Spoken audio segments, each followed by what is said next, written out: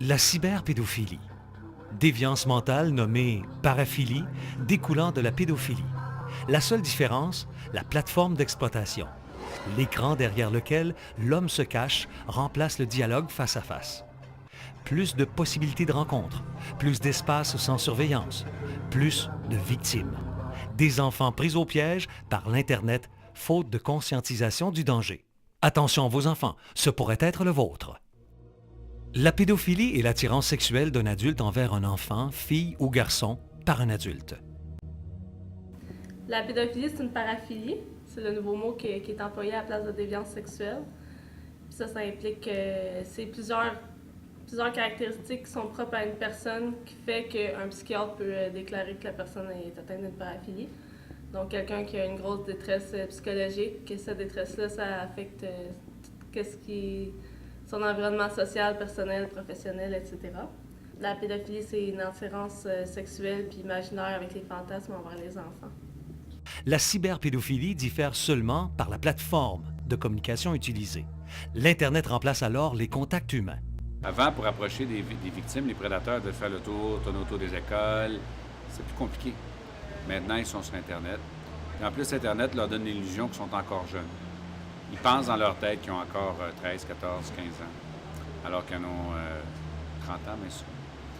Maintenant, Internet permet d'avoir un contact avec l'enfant et le pédophile peut garder son anonymat derrière un écran d'ordinateur.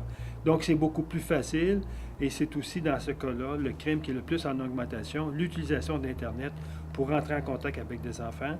Bien que conscients de leurs différences, les pédophiles ne sont pas totalement conscients du mal qu'ils font au moment de commettre un acte de pédophilie, principalement lorsque celui-ci a lieu par le biais d'un écran d'ordinateur. Un pédophile, souvent, en place de faire des actes de prédation dans la rue, ça va être plus simple sur Internet. Comme ça, il va avoir moins l'impression qu'il va se faire attraper. L'écran d'ordinateur, qui leur procure l'anonymat, permet aux cyberpédophiles d'avoir une liberté totale pour ce qui est d'entrer en contact avec de jeunes internautes. Les délinquants sexuels ciblent des sessions de clavardage et mettent leurs victimes en confiance en se faisant passer pour d'autres. Cela s'appelle le leurre. Il est donc très difficile de savoir à qui nous avons affaire en nous connectant sur le web. Souvent, il y a des chatrooms, des salles de conversation. Ils peuvent se faire passer pour quelqu'un de plus jeune ou non. Des fois, ils vont carrément admettre qu'ils sont un petit peu plus vieux sans dire carrément la vraie âge. Puis après ça, ils vont essayer de rentrer en relation de confiance avec la personne. Les victimes et les agresseurs n'ont donc pas une grande différence d'âge, comme le supposent les stéréotypes. La moyenne d'âge des prédateurs se situant considérablement en deçà de la croyance populaire, soit dans les environs de 25 ans, selon Statistique Canada. L'âge des victimes et l'âge des prédateurs au Canada ressemble à ce qui se passe ailleurs. On a toujours l'impression que c'est un vieux mononcle cochon de 50-60 ans qui va courir après les petits gars de 7-8 ans. Il y a plus de jeunes entre 18 et 30 ans qui ont été condamnés pour la pédophilie que des gens à haut de 30 ans. Donc, on le voit, c'est une activité qui commence jeune dans la vie du criminel homme, 18, 19, 20 ans. Et les enfants qui sont victimes, effectivement, c'est autour entre 10 et 14 ans à peu près. La Sûreté du Québec est l'autorité principale quant à la lutte des cybercriminels. En fait, en avril 2012, la Sûreté du Québec annonçait l'ajout de 21 policiers et de 4 spécialistes de l'informatique à son escouade d'enquête sur l'exploitation sexuelle des enfants sur Internet. Si les policiers ont créé cette unité-là, c'est d'abord parce que les journalistes, par leur travail de journalisme d'enquête, ont mis au jour un problème social important qui a choqué beaucoup de gens, qui a provoqué des réactions et puis qui a forcé la main, dans le fond, aux politiciens et aux policiers de faire quelque chose.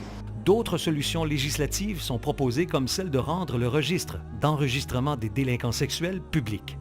En fait, au Québec, les autorités n'ont pas à rendre publics les détails concernant la réinsertion sociale des délinquants.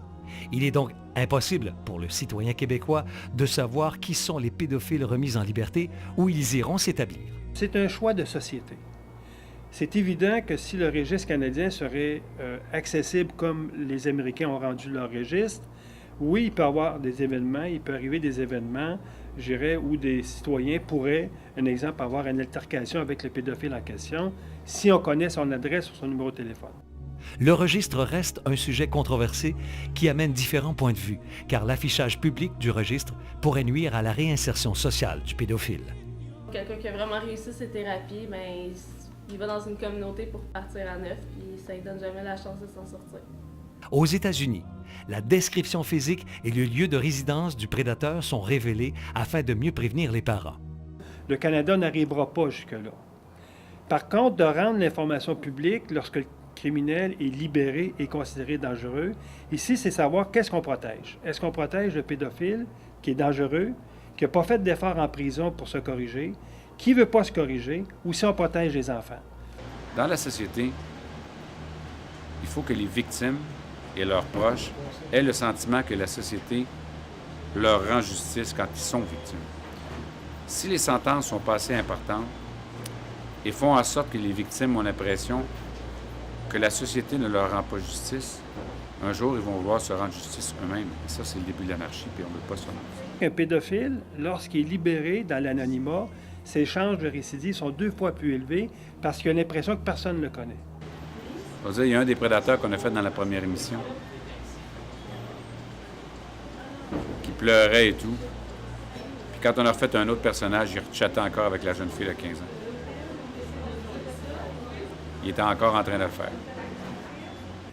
Les moyens de contrôle, je dirais, le pays qui est le plus avancé là-dedans, c'est les États-Unis, en Californie. En Californie, lorsque vous avez commis 3 crimes à caractère sexuel, la sortie de prison, vous aurez à choisir un des 3 moyens de contrôle. Soit le bracelet électronique, soit la castration physique, ou soit la castration chimique. Malgré la grandeur de ce fléau qu'est la cyberpédophilie, il est tout de même possible d'agir au moyen de la sensibilisation et de la prévention auprès des enfants. Il ne faut pas prendre pour acquis que vos enfants ne sont pas menacés. Tous les enfants sont menacés.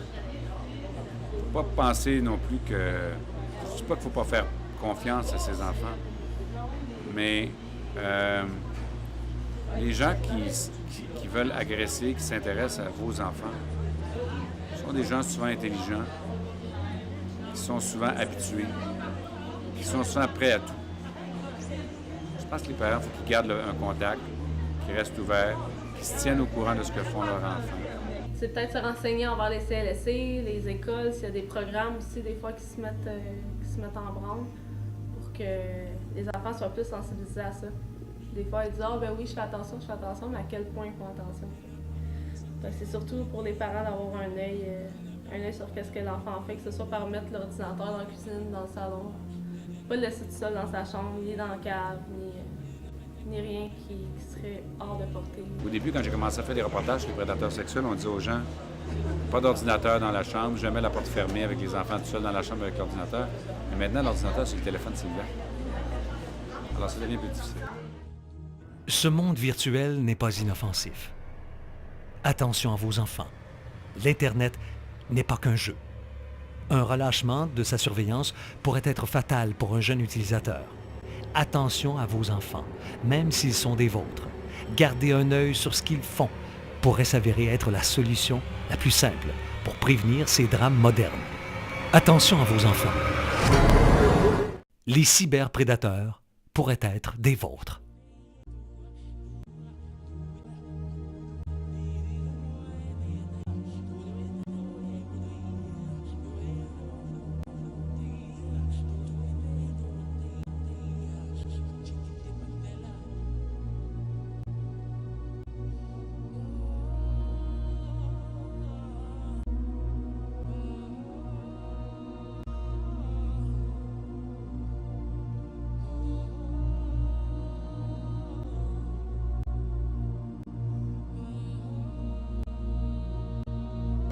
Je dis toujours qu'on est comme des gens qui ouvrent des lumières.